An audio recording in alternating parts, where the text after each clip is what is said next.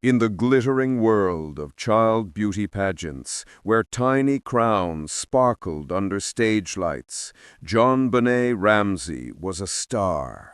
Just 6 years old, with golden curls and a smile that lit up rooms, she embodied innocence in a holiday season meant for joy. But on Christmas Day, 1996, in the affluent neighborhood of Boulder, Colorado, that innocence shattered into one of America's most haunting unsolved mysteries. A ransom note, a frantic 911 call, and a body discovered in the basement. JonBenét's tragic Christmas became a nightmare that gripped the nation.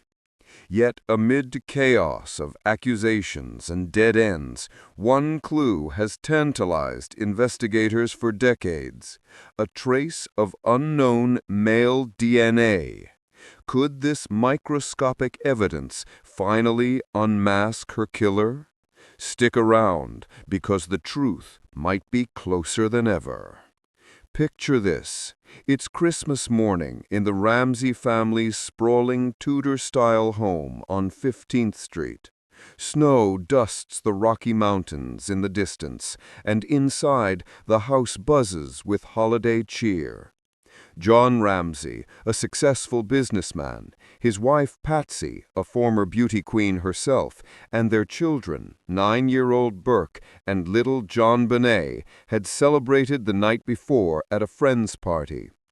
JonBenét was exhausted from the festivities, was carried to bed around 9 p.m., still in her white pageant dress. The family planned a trip to Michigan the next day. But fate had other plans. At 5:52 a.m. on Christmas Day, 1996, Patsy Ramsey dialed 911 in hysterics. She cried, "We have a kidnapping."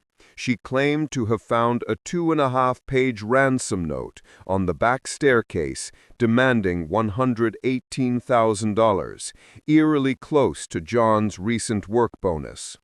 The note, scrawled in looping handwriting, warned, "We are a group of individuals that represent a small foreign faction. If you want her to see 1997, you must follow our instructions to the letter." It was signed SBTC, a cryptic acronym that has puzzled experts to this day.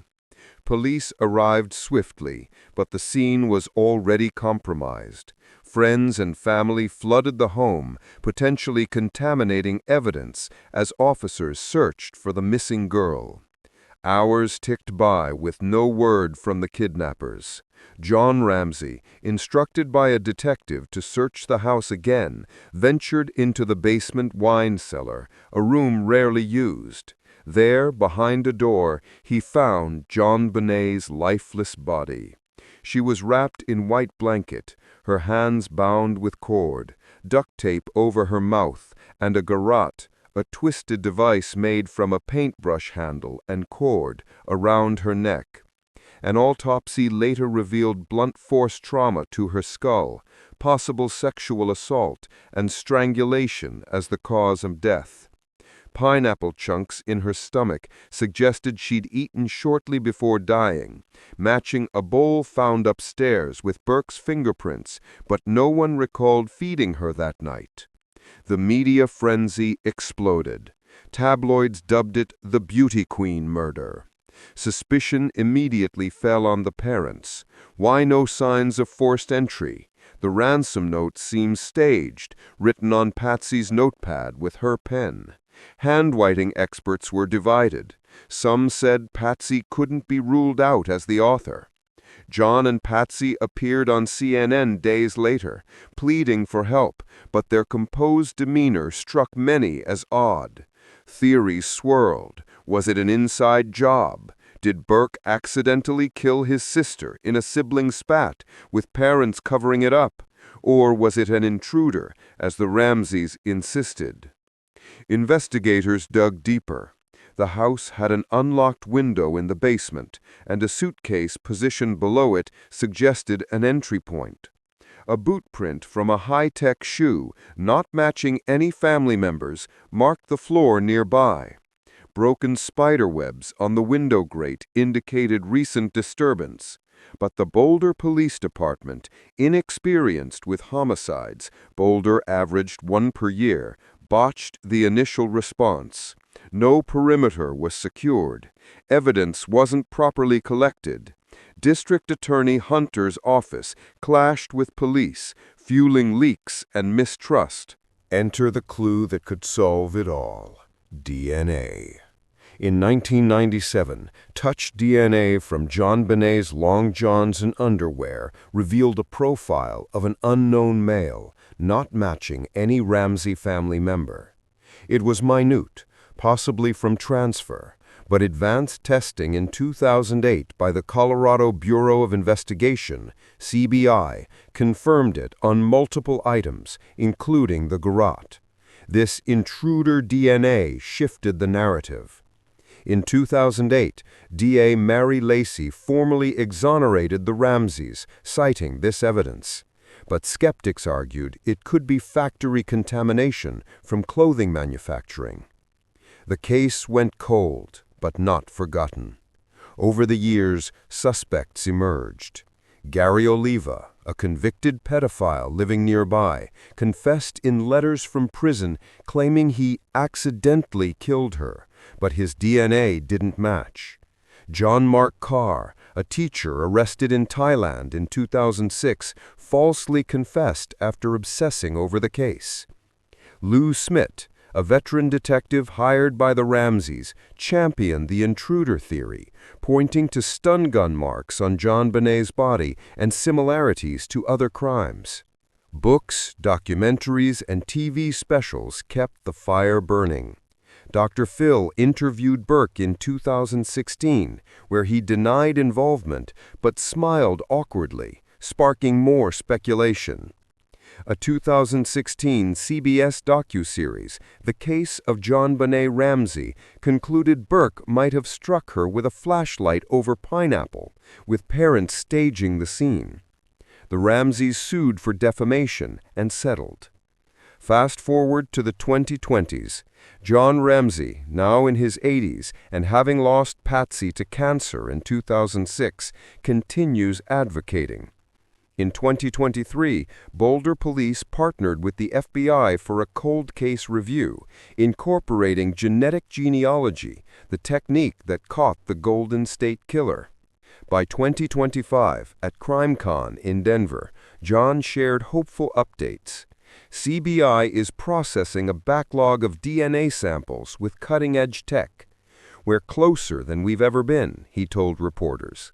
Advances like metagenomic sequencing could identify the donor's ancestry, potentially linking to databases like GED Match. But hurdles remain.